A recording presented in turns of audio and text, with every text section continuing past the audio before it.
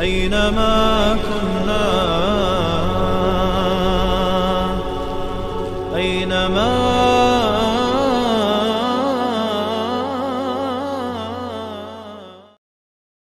بسم الله والحمد لله والصلاة والسلام على رسول الله اما بعد. السلام علیکم و رحمت الله و برکاته.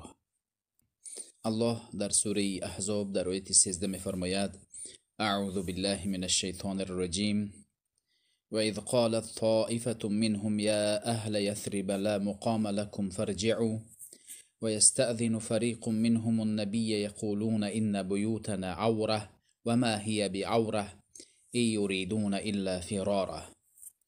الله منافقان را سخنی زشتشان را وصف کرده بر ما میگوید به یاد آورید وقتی که طایفه از منافقان این سخن زشت را، سخن منکر را گفتند، در هنگامی که در وقتی لحظه های ناگوار بود که مشرکان از بیرون مدینه خواستند که مدینه را به خاک یکسان کنند، مسلمانان را از مدینه تازه بکنند و تمام مسلمانان را به پیامبر به قتل برسانند.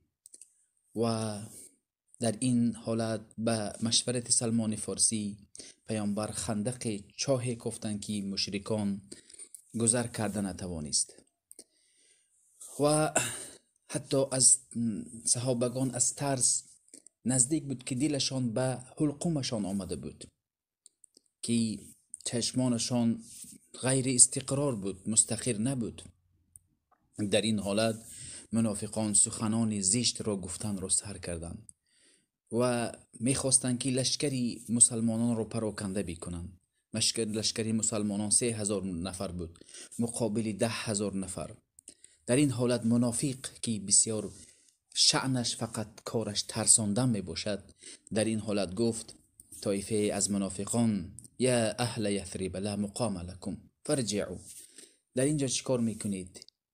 این لشکری کم و اندک چگونه با 10,000 نفر جنگ میکند و شما نابود میشوید، برگردید به مدینه. زیرا پیامبر در اطراف مدینه بودند که حمایه میکردند. لا مقام لکم.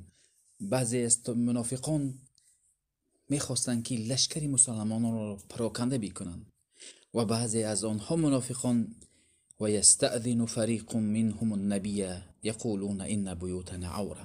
و بعضی از منافقان به نزد پیامبر می آمدند میگفتند که خانه ما خالی است، محکم نیست، بر ما اجازت ما برمیگردیم.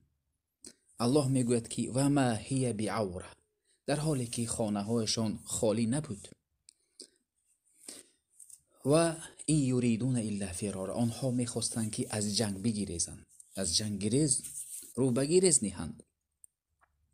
بنابراین منافقان در همه حالت، در همه وقت شأنشان پراکنده کردن و چاپلوسی کردن، جاسوسی کردن می باشد.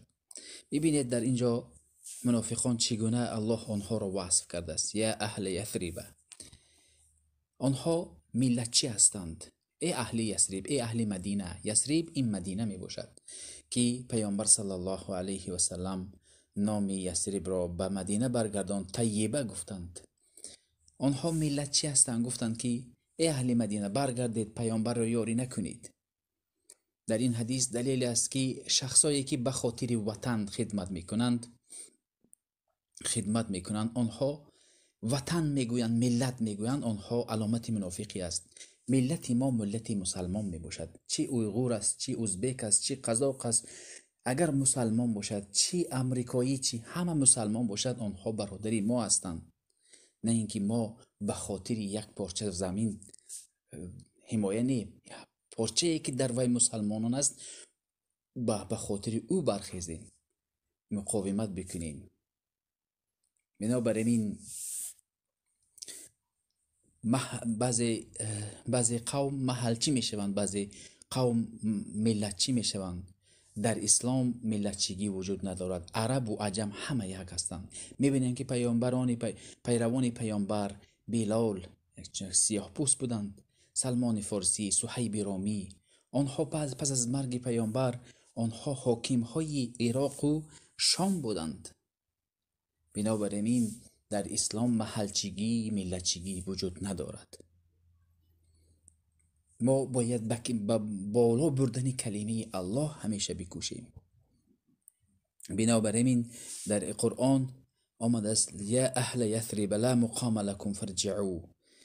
در حقیقت مدینه، این مدینه پیامبر صلی الله علیه و سلم طیبه گفتند که باید فضیلت مدینه و مکه در قرآن سنت ثابت است.